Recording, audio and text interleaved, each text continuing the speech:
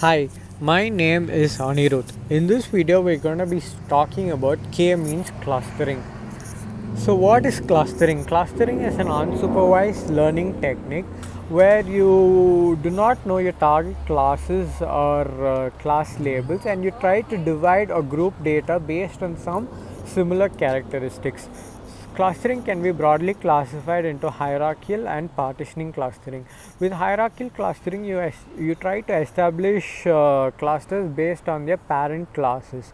With partitioning clustering, you try to establish all classes at once. So, what is K means clustering? K means clustering is a partitioning clustering technique.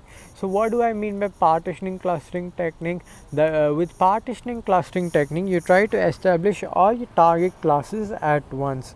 Partitioning clustering technique is an iterative clustering technique where you try to go through an iteration process to determine the clusters which your data points belong to. So, I'm trying to give you a basic example of your k-means algorithm. So this is the basic algorithm for your k-means clustering technique. So you have your initial data set. You select any 2 or 3 or k number of points as your initial centroids, and the next following steps are repeated until you assign your clusters. So repeat, the next step is to repeat until the centers do not change. So you assign your data points to the closest cluster center, then you change the cluster center to the average of its assigned points, and then you repeat this iterative process again and again and again, and you stop when no points assignment change. That is, you stop with the iterative process when your cluster centers do not change. So this is the basic algorithm of your k-means clustering. So what is the advantage of k-means clustering? So one of the main advantages of k-means clustering is your efficiency. That is, your time complexity is very low when compared to other clustering techniques. That is, your k-means clustering algorithm is very efficient, and your k-means clustering algorithm terminates at your local optimum. So once your algorithm finds the local optimum, it terminates at that point. So these are some of the challenges with your k-means clustering algorithm. So it can be a challenge to determine the number of clusters before running the k-means algorithm.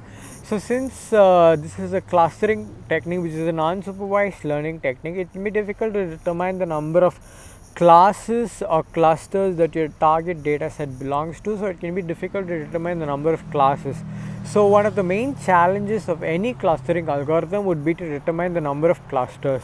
So there are some performance and evaluation metrics that can be used to determine the number of clusters. So using this, you can get an idea of number of clusters that can be possible with your data set.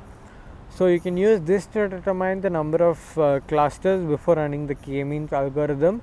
The next challenge would be to find the optimum number of clusters, and your clustering algorithm is always sensitive to outliers. Since your clustering algorithm is an unsupervised learning technique, it does not know your target classes, or your target classes are not mentioned in your data set. It can be difficult to detect outliers or any anomalies within your data set. So these are some of the challenges that are present with the clustering algorithm.